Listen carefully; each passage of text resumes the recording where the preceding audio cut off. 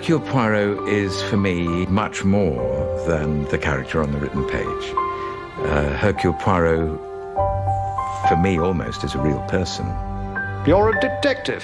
I am the detective, Colonel Curtis.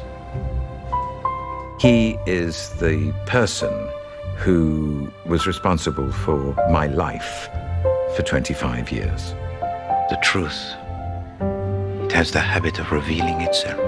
I've got to know him. I've lived him. No one can always be right. But I am. Always I am right. It is so invariable, it startles me. He's my invisible, closest and best friend. They have been good days.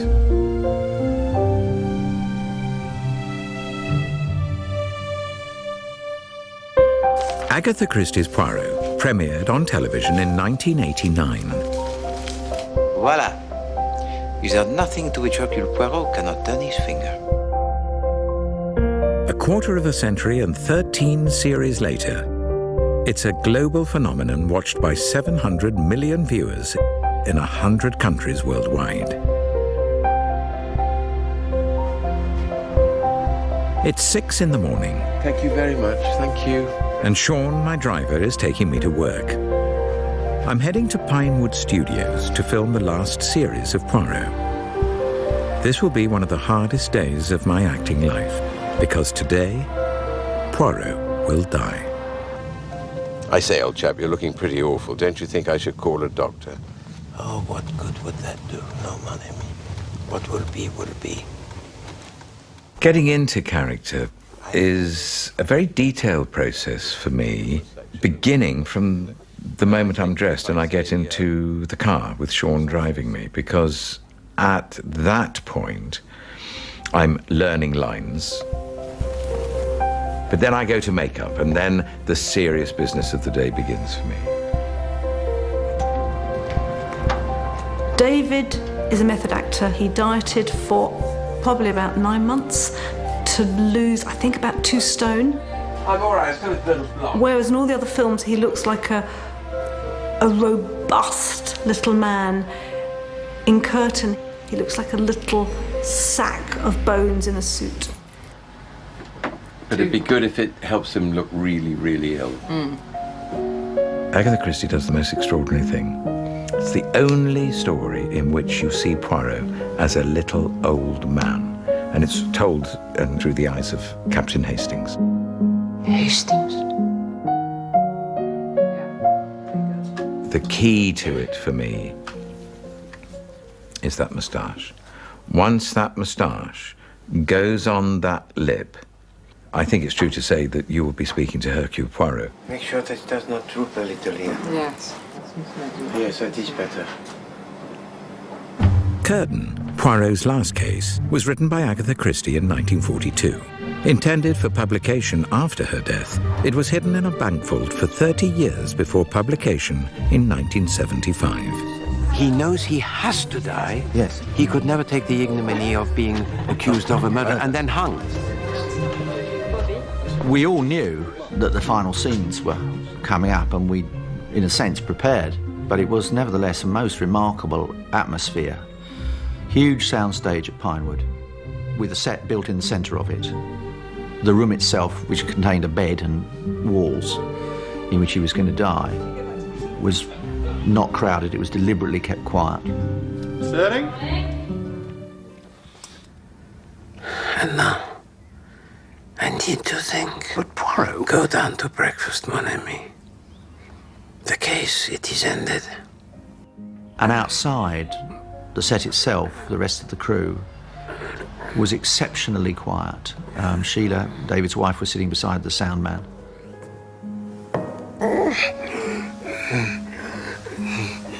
To film it was one of the most extraordinary experiences, to have, or to play, a man who dies. Forgive me. Forgive. Hey, Cameron. 388, take 1 every camera. It's a difficult day. It's difficult. Because he feels the character very deeply. I think every time he shoots it, it's going to take more out of him. Yes. For a character actor of his intensity, to lose someone he's been completely involved and absorbed in for 25 years is a personal tragedy. Terrible. It was awful. I'll never forget it. The hardest moment of filming.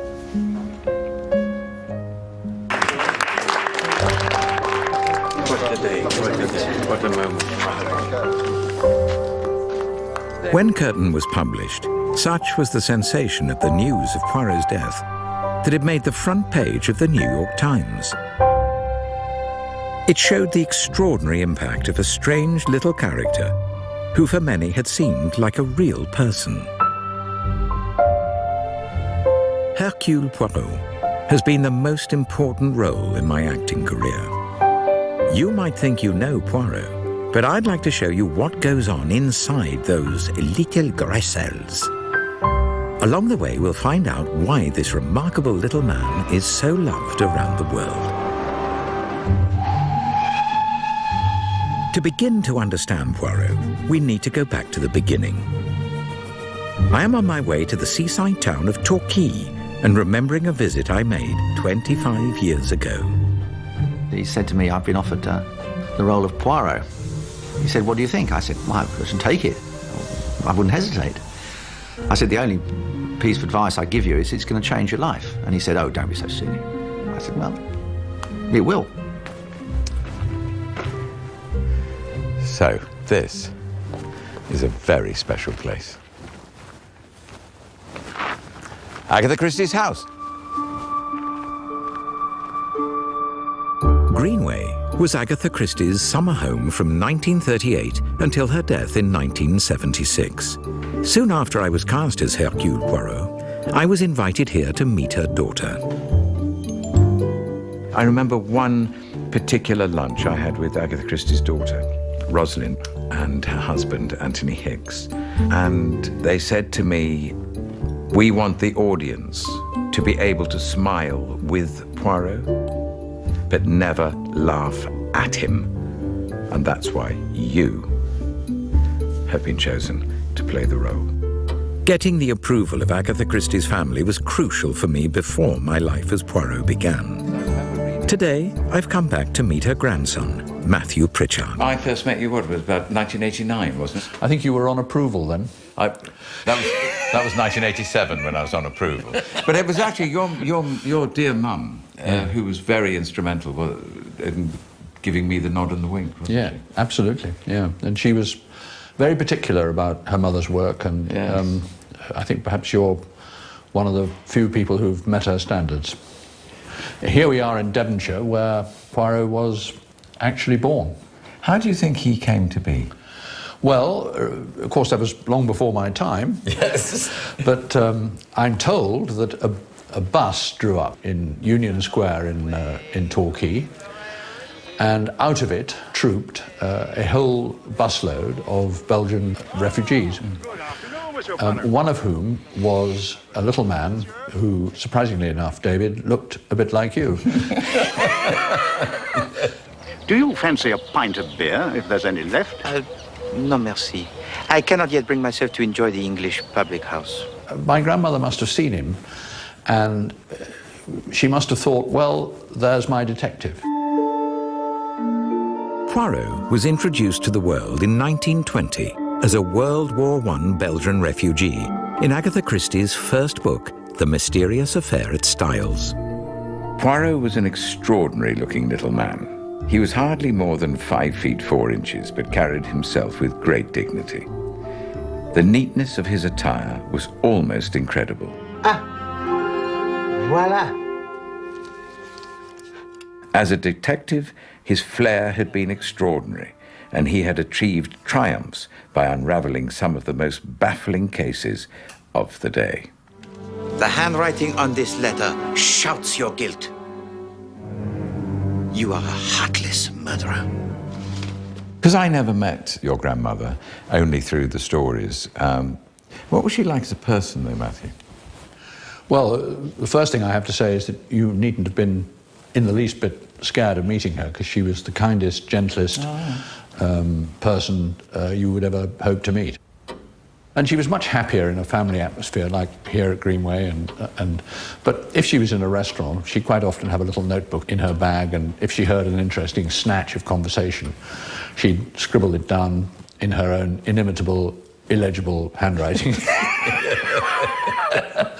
And, you know, sooner or later, that little piece of information would be married to another little piece of information, usually in a different notebook. And, you know, hey presto, there'd be another Poirot story. Yes, yes, yes. Those cards in the middle there, the pyramid, is what Agatha wrote that Hercule Poirot used to do to meditate and collect his thoughts. Oh, really? Yes, build House of Cards. Right. In fact, in a number of the television programs, you'll see me as Poirot building exactly that. Oh. I can build a house of cards 7 stories high by placing one card on top of another with a mathematical precision. But I cannot find the last link in this so mysterious case. Agatha Christie could never have guessed that Poirot would become so famous, appearing in over 50 short stories and 33 novels. Oh, look. Now, is this a real one that she used? That is a real one. She would have taken this to the Middle East. She would have hammered out Death on the Nile, somewhere near the pyramids in Egypt, really? On something like that. On something like that. And in here, we have various little treasures. This is a tiny little photograph of my grandmother and my mother on the right-hand side, a rather younger version of me. Yes. And then we also have a picture of my grandmother herself as an auxiliary nurse in Torquay in the First World War. The more I know about Agatha, the more I learn about her, that she was such a warm, generous, lovely person. I just hope she would have liked what I did, that's all. She was very honest, very candid indeed. Today, Agatha Christie is revered in Torquay. I believe the local museum even reserves a place of honor for her most famous creation. Oh, I didn't believe it. I knew some things were coming here, but I didn't know what it was, and it's my flat. My flat. It's Poirot's flat. Look, my desk. It's amazing seeing all this, and I know that this is the public's domain now. I feel so possessive about it all. Because I could sit here like this, you see, and I know there's a camera there, but now, action. I could be filming Poirot. And there's my coffee table. That's my radio. You see, I'm still using the word my. It's got nothing to do with me. I can't pay a visit here without loaning something very special to the museum. Hello, Carl. Hello, David. Hello, it's nice to see you. Hello, lovely Amy. to see you as well. Very nice to see you. La la. Fantastic. Take it out. That's absolutely beautiful. This is actually my prized possession. I think I've probably held that more than any other thing I've ever held in my life. That is absolutely incredible. It's still warm as well. It is still. But there's another reason we're here. I'm meeting John Curran, an archivist who has found clues about Poirot's creation in Agatha Christie's secret diaries.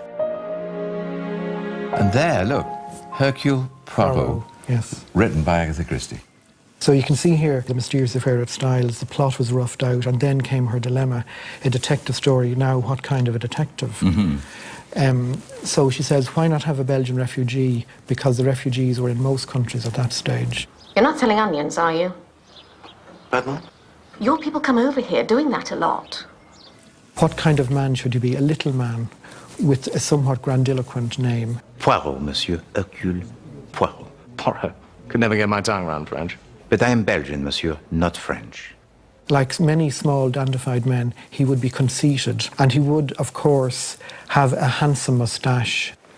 Yes, I think the moment is ripe for the trimming of the moustache, also the pomading. And what about Agatha's own relationship to the man himself? Well, that became a bit fraught as the years went on. And she says here, why did I ever invent this detestable, bombastic, tiresome little creature? I must be right, because I am never wrong. eternally straightening things, forever boasting, always twirling his moustaches and tilting his egg-shaped head. And then she adds, and I think this is quite funny, anyway, what is an egg-shaped head? Have I ever seen an egg-shaped head? When people say to me, Agatha said this. It's an egg-shaped head. But you see, all of those things that irritated her, the public adored. Absolutely, absolutely, yes. And I'm here to be witness to the egg-shaped head. Agatha Christie describes Hercule Poirot coming to England in 1916 during the First World War. Could she have been inspired by her work in a wartime military hospital? Well, we're in Torquay Town Hall, and this vast space was used as a hospital in the First World War. And Agatha Christie was actually a nurse here. And of course, all her knowledge as a nurse and dispensing nurse as that would cover poisons and drugs and everything that she would use, not only in her Poirot stories, but in all her other stories as well. This is where it all could possibly have been born. So in a sense, we're in the womb of creation here, the unknown that she would be creating a character called Hercule Poirot.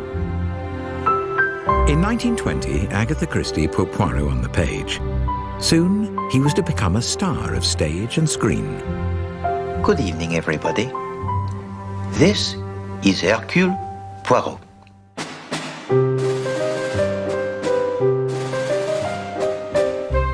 In the Roaring 20s, Agatha Christie's new detective, Hercule Poirot, was hugely popular.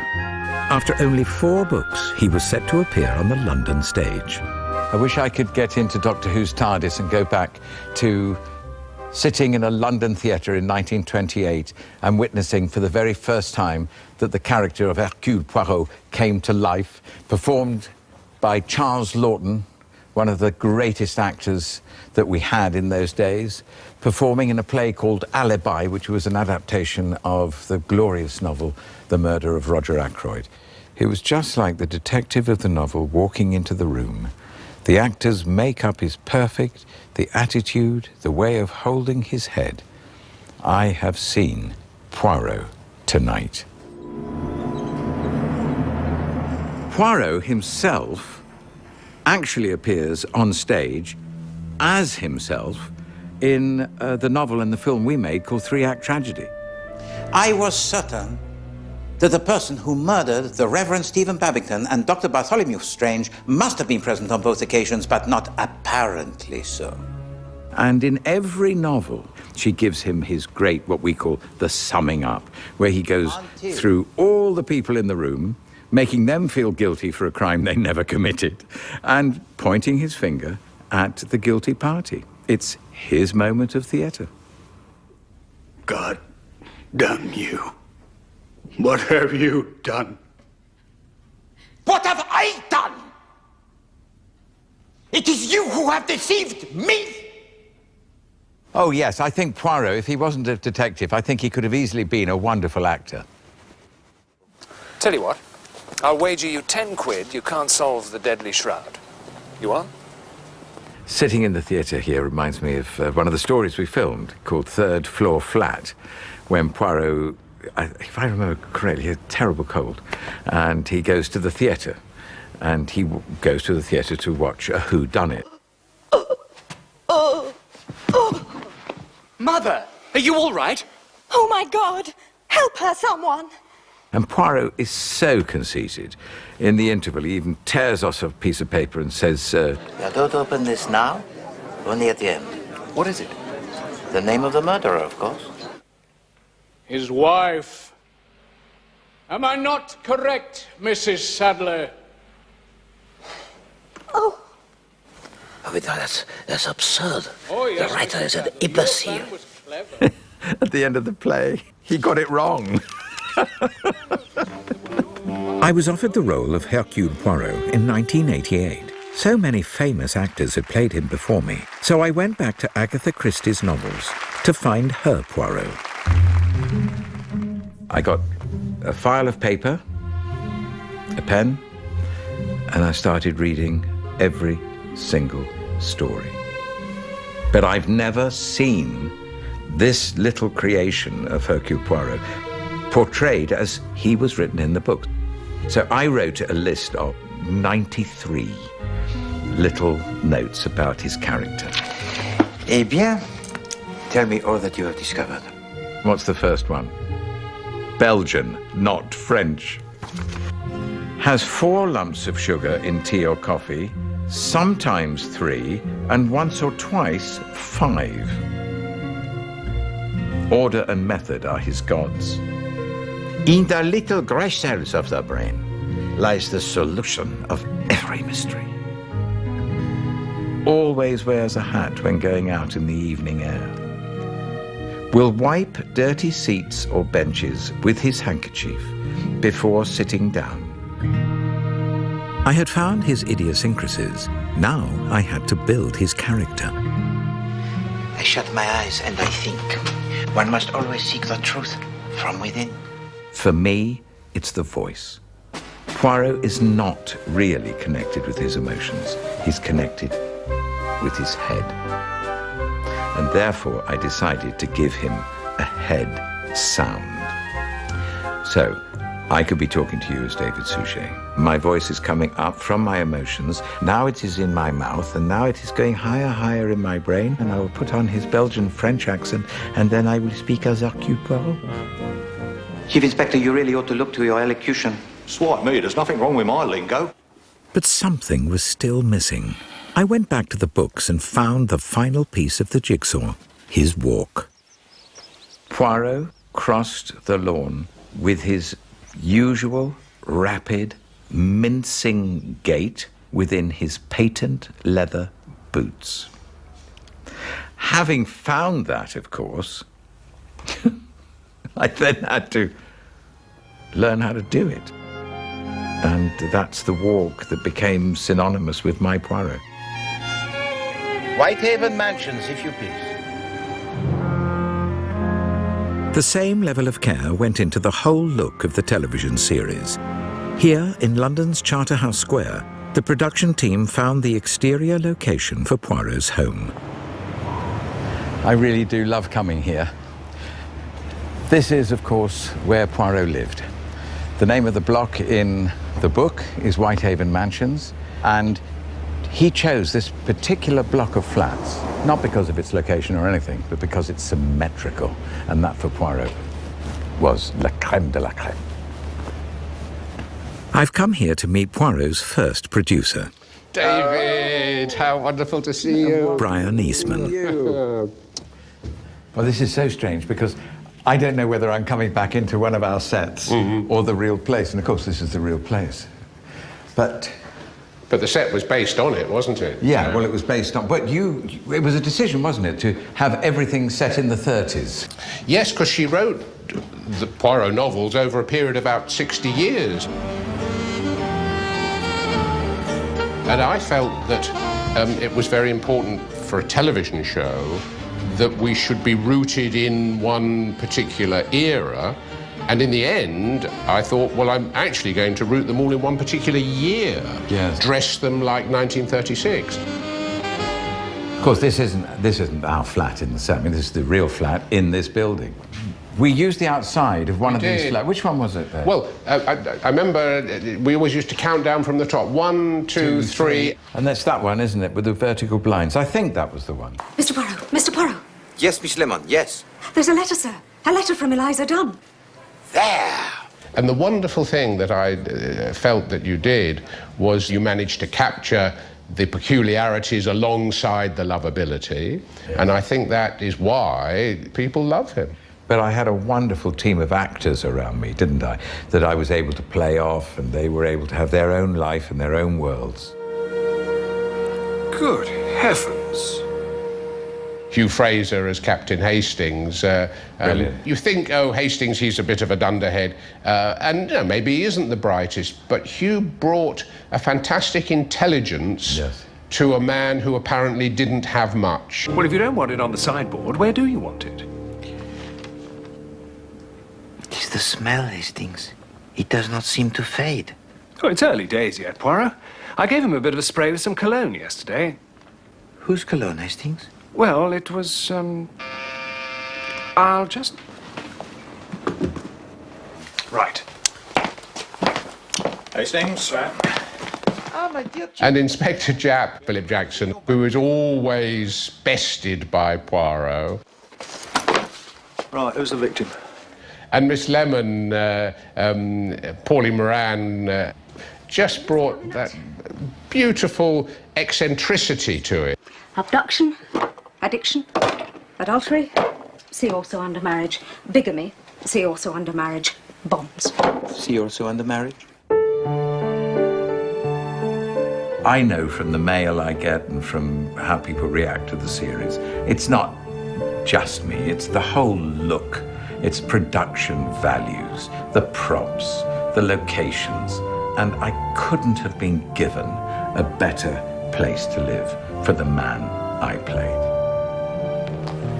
There was one other element that played a crucial role in creating the mood of the series. I've come to meet composer Christopher Gunning.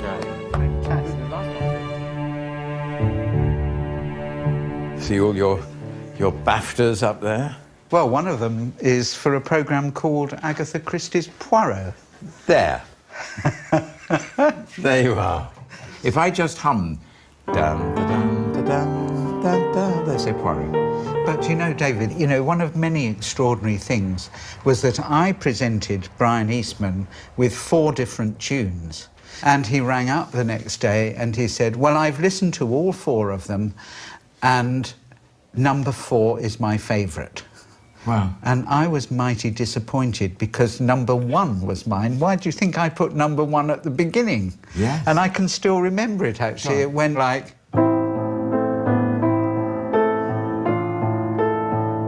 Yes, I have heard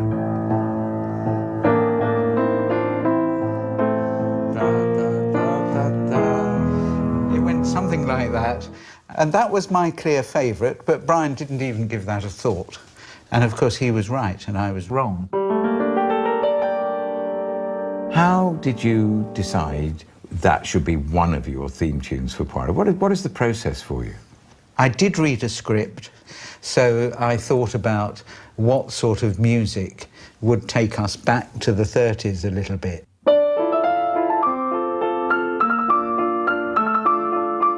And I phoned Brian and asked, and he said, no, I'm getting terribly negative reactions to the music, Christopher, and we're going to have to start again. So what I did was to darken it all, and I moved it into G minor, so the alto saxophone could now play it in that register, and the accompaniment could be down here. And immediately it has a sort of gravitas that it didn't have when I was fiddling around up there. Yeah.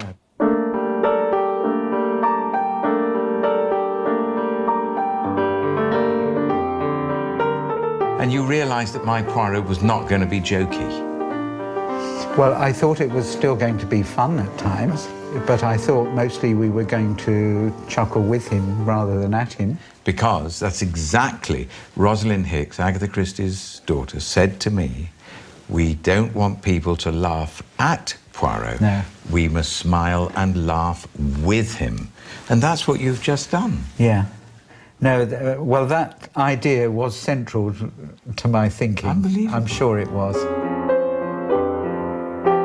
That music, along with many other elements, defines the series.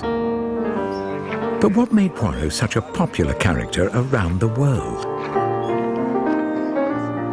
The Poirot films have been seen in over 100 countries. Oh, et j'espère que ce n'est pas à cause de nous. Ah non, non, pas du tout. Je prépare les choses bien à l'avance. Over the years, I've received thousands of letters from all around the world. Viewers might know my face, but not all have heard my voice. Es scheint, Sie haben alles bedacht, Monsieur Doyle, bis auf eines. Hercule Poirot.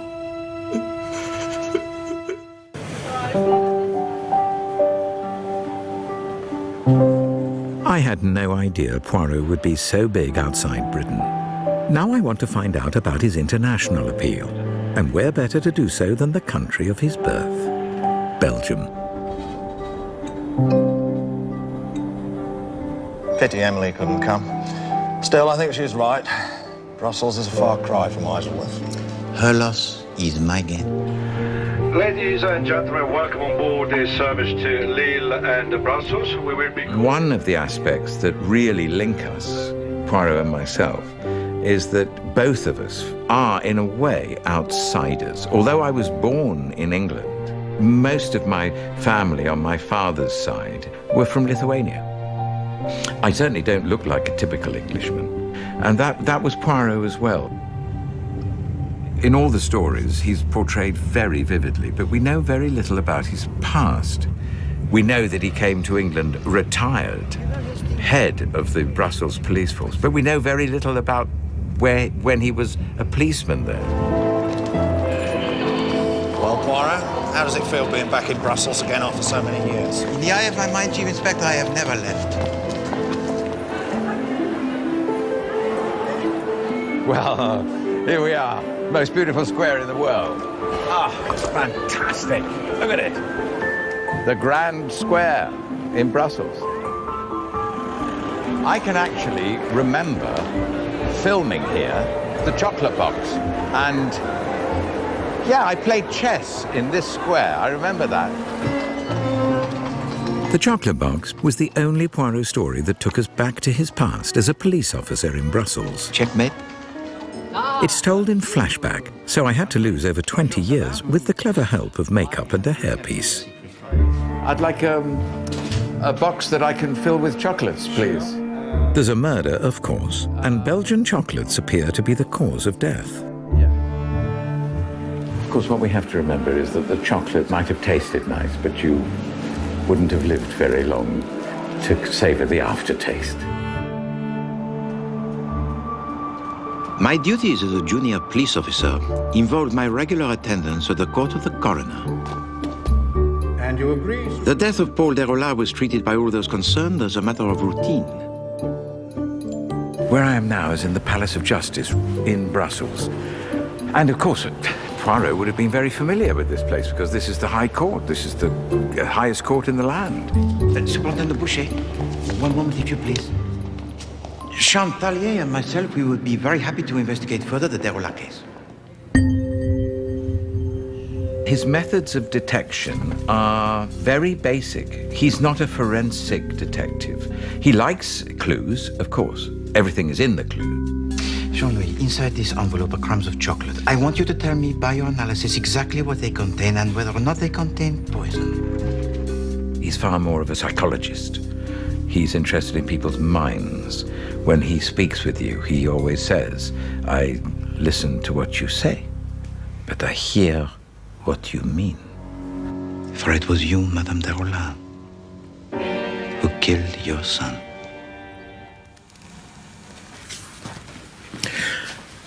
I like this cabinet. It's not because I'm ghoulish or anything, but this is a typical Poirot case. Now, this woman in the pictures is called Widow Becker, and she is one of the world's most famous serial killers. She poisoned people with digitalis. Well, now, Poirot would know all about digitalis. He's very familiar with it. A poison from the plant foxglove. And she poisoned people. The motive? Money. L'argent. This room is full of pictures of police officers, and the thing that really catches my eye is, of course, the moustache. And here we have a typical example of, well, so many police officers wearing moustaches at a time when Poirot would have been around in the Brussels police force. Agatha Christie describes his moustache in about 30 different ways, but it's always beautiful, and it's sometimes curved, sometimes it's straight out, but whatever it is, and however beautiful these moustaches are, that Poirot's was the finest in the world. In over 70 stories, Poirot solved many intriguing cases, but there was always one great mystery that eluded him. The mystery that even I, Hercule Poirot, will never be able to solve. The nature of love. I get lots of mail and people talking to me about Poirot's sexuality. Why is everyone so afraid of sex? Why hasn't he married? Does he fall in love? Where's Poirot's romantic interest? In Chocolate Box, Poirot found the killer, but lost his heart to his client, Virginie Ménard. I hope I haven't made things awkward for you, Hercule. And Poirot really becomes very attached in an emotional way to Virginie. Perhaps this will say it for me. She gives to him a little silver brooch. Virginie, you should not have. If you'll notice, when I play Poirot as an older man, he always wears there. And that was given to him by his first love. He would love to have been married, but he knows himself. No one could put up with his own weird eccentricities as a person. But in actual fact, although he says that, I believe he knows that he couldn't put up with them. Poirot was a lonely man, but what he does with his life is solving crimes. You got it wrong, you bloody little frog. Firstly, I am not a bloody little frog. I am a bloody little Belgian. Poirot was proud of being a Belgian citizen, but what do the locals think of him? Who better to ask than Belgian crime writer Stan Laurisens? Well, So, how's Brussels? well, Brussels is wonderful, but I think I have to congratulate you because you won an award, didn't you? Yeah, I won The an writing award. Well, I won the Hercule Poirot Award. The Hercule Poirot Yeah, Award. which is the award for the best crime novel of the year. Fantastic. Do you think Poirot Yes. is typically Belgian? He's typically Belgian because he's got all the mannerisms of Belgians, no? First of all, they're short. Yes. They're short. They're good looking. Oh, well, that's very kind. What makes Poirot so endearing? His warmth. You can't be mad at him. Do you get that from the page? Yeah, yeah. That's, from that's what I found. Yeah. You're speaking of Poirot as though he was a real person. He is. He is. Who says he's fictional? Because every night, at home, anywhere in the world, there you are. You made him a living person. And that's your fault. Mon mari me disait, il disait faire Hercule Poirot. Je dis non, c'est bon. That's why people embrace you in the street, take photographs. Say, hey, here he is, Poirot, look, Poirot. So why are you a crime writer? That's a really, really good question. Yeah? I was in prison. You were in prison? I was in prison. What were you in prison for? For fraud. What sort of fraud? I was selling fake paintings. Do you think you could commit a crime that would fool Hercule Poirot? I'll try. You're going to have a go? Yeah, why not?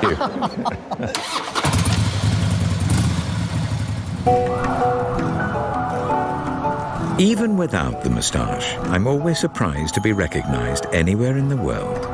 Well, here I am in a police car with police outriders as an escort, and it's quite overwhelming. Apparently I'm going to meet somebody very important, has to be important for this sort of welcome. Beautiful, isn't it? Yeah. Beautiful building. In fact, I've been invited to meet the Mayor of Brussels and the Chief of Police. We're going to find out what they think of Belgium's most famous detective. Hercule Poirot. Mayor Tillemont. My sir. I say to you. Back home, are you? Would you have liked Hercule Poirot here now? Yeah, we need him. You need him? Yeah. But with a moustache. That can be arranged. That can be arranged. That can be put in the post. What do the Belgians think of Hercule Poirot? They were proud because he solved matters the English couldn't solve. Yes. And your accent was not too bad. Thank you. I wondered... I'm very nervous meeting you to say... I mean, you could have said it was terrible and we're on television, you know. Thank you very, very much, and you've given me such a lovely work. It's a great honour to be here, seriously. My pleasure. Thank you, Chris. They take Poirot to their hearts. And, you know, Agatha Christie is widely read here, and Poirot is one of Belgium's sons.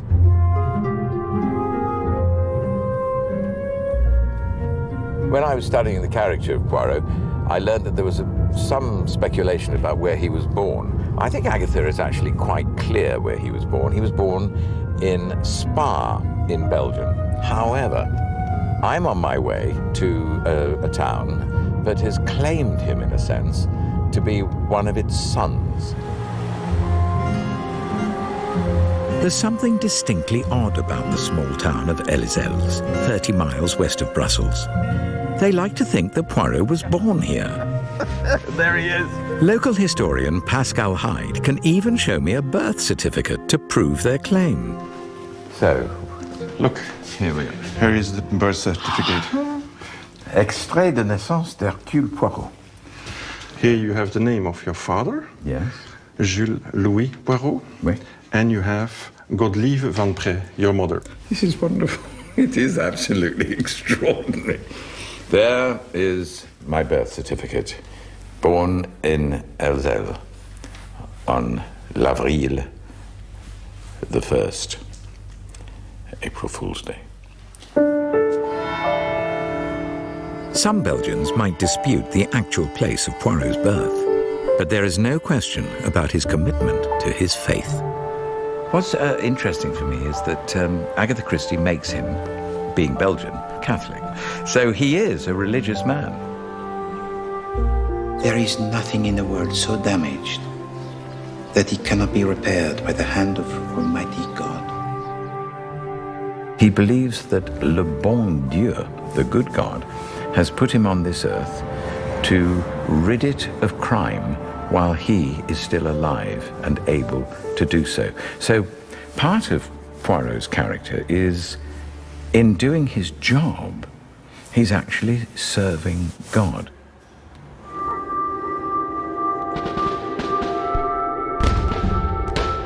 Agatha Christie's books reveal that Poirot retired from the Belgian police force and that his world was thrown into turmoil at the outbreak of the First World War. He couldn't have actually fought in the trenches himself because, I mean, he was retired from the Belgian police force and then the war started and then he became a refugee. At last, I was due to retire. There came the war. I was injured.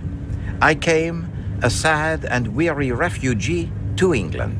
Then began my second career. It is reported that I am the most famous detective in England. I have solved many fascinating and baffling problems. Ah, monsieur, I have lived. The psychology of human nature, it is wonderful. I grew rich.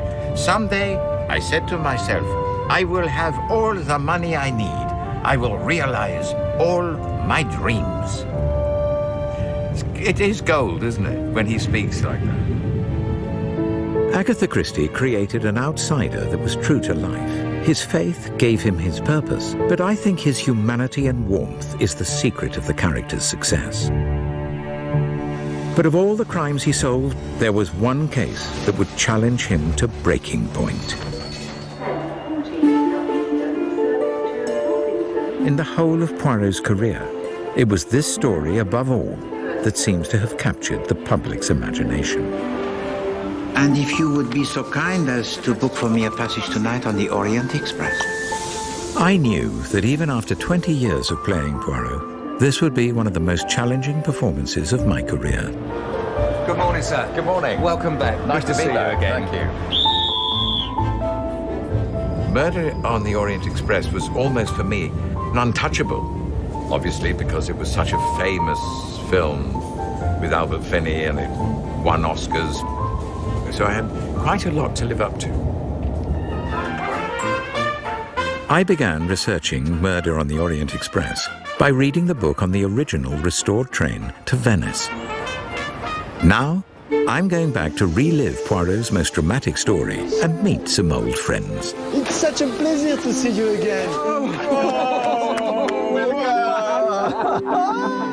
In 2008, I set out to make Murder on the Orient Express, a story about a very brutal murder, and I wanted Poirot to be as faithful to Agatha Christie's novel as possible. Oh, my goodness me. I'm back home. Well, welcome back home. It was an extraordinary experience to have been on the train before I made the film, because I used that in the making of the film. The Murder on the Orient Express, Albert Finney's, was a wonderful film.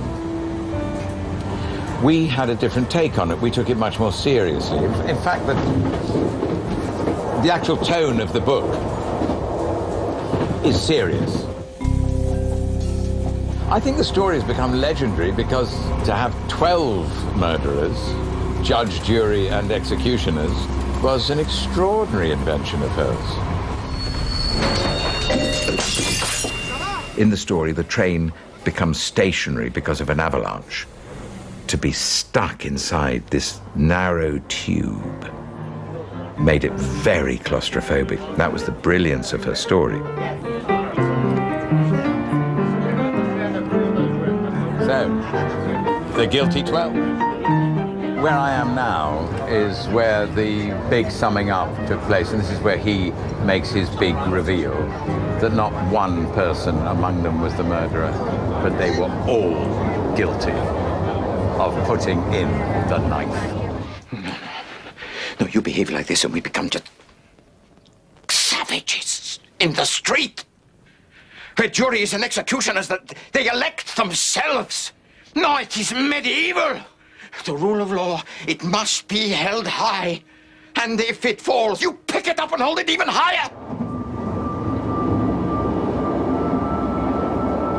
Being here by this window reminds me very, very much indeed, takes me right back to a great scene with the wonderful actress Jessica Chastain, who, right towards the end of the film, she brings Poirot a morning cup of tea when she tries to instill upon me the way I should go, the way I should judge this case and what I should do.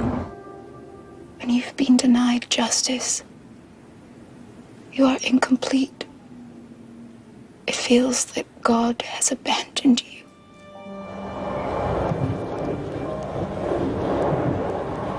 He is thrown into deep anguish and thought and prayer as to what should he do. Even though he may sympathize with the crime, is it his right to let them go? Or should he do what he knows his faith would tell him to do? That's the story. But where she set it is so unbelievably brilliant. It was lovely to be on the train and in the carriage that Hercule Poirot slept in. Filet de bœuf. And to be able to eat in the restaurant he ate in. It's really been a journey of discovery for me, even though I've played him for all these years. And we're ending where probably the most iconic story is set, which is here on the Orient Express.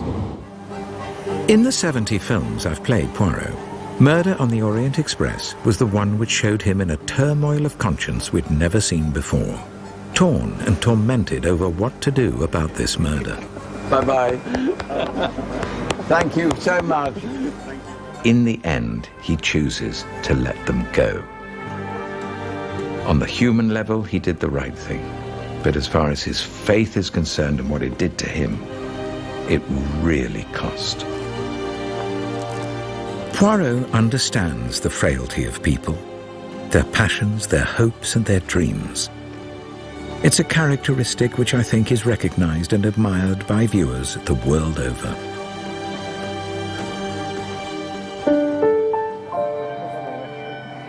Orient Express was one of my biggest challenges as Poirot. Now, 5 years on, I'm on the set of Dead Man's Folly. Good morning. How are you? Fine, thank you. It's June 2013, and 9 months since I filmed Poirot's death in Curtain. I wanted to end 25 years on a high, not his demise. So we shot the final film out of sequence. When I finish this film, I will have shot every Poirot story that Agatha Christie ever published. You come on a set like this and you think, well, I don't have to do anything. Good morning. Morning. How are you? Today we're doing the second day of our Fate, which is basically it's the centrepiece of Dead Man's Folly, and it's a big English fate where someone disappears and there's a murder down in the woods. And a murder hunt would be awfully convenient if you wanted to conceal a murder, wouldn't it? But a murder, madame, requires a victim. So who is this victim? This is what we must discover. Moving on, we're just going to do a shot from scene 34 while the sun's out. Tell a tent. Yes. Which we saw you go into last night, and then there's a little scene in there, a few cuts around, and then... I come out to meet the Dutch girl. 86 I mark. Background action and action! I think the enduring power of Poirot is obviously centres on David's performance, but it's also careful casting, very good direction, brilliant art direction, excellent locations, and a great deal of thought go in to make it the package that becomes Agatha Christie's Poirot. Madame, that which you wear on your head, it is a creation, most beautiful. Like something from the Royal Ascot, n'est-ce pas? David is meticulous. He's brought with him an eye of detail. We have never been allowed to let our standards slip because David would pick us up on that. Then when I do the summing up, it makes the point for those viewers watching it. Let's do that again in the two-shot then. Okay. Do you mind? No, I was actually... David is a proper method actor. He becomes Poirot. Pass everyone.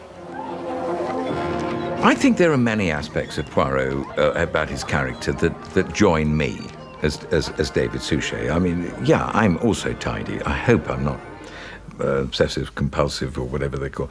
But there are areas of Poirot that are similar. Hello. David, how very nice. Big welcome to you. Thank you. I'm a very passionate man. And Poirot has passion, but passion with his brain, not with his body. Oh, it's an honour to work with David again, and it must be an extraordinary experience for him. And for his family, I have to say. I think the big shout-out goes to the family, I've got to say, living with Mr. Poirot for 25 years. Lady Stubbs, have you seen Lady Stubbs? Have you seen my wife, Lady Stubbs? Has anyone seen Lady Stubbs? In some ways, it's a farewell to the character. I don't know, I think we're all kind of anticipating the last day and how emotional that might be.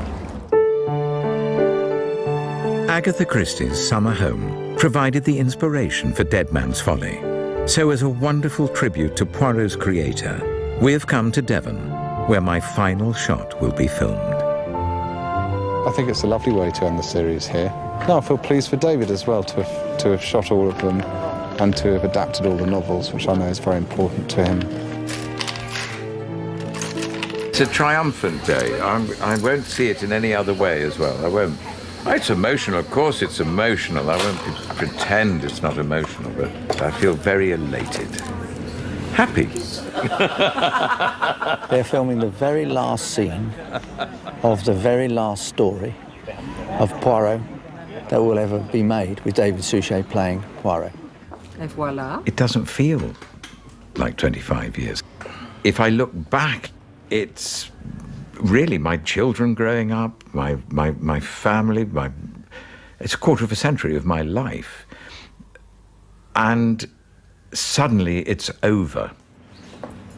I think it's the fact that he has applied utter dedication to one role.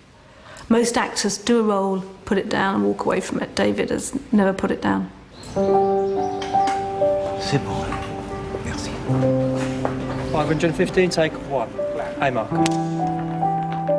David's legacy is to have given the world a character that they can never forget. To bring to life someone who's entertained people around the world for 100 years, and to stamp that character into all our imaginations. And that legacy on television will never fade. Ladies and gentlemen, that is a wrap of Poirot after 25 years.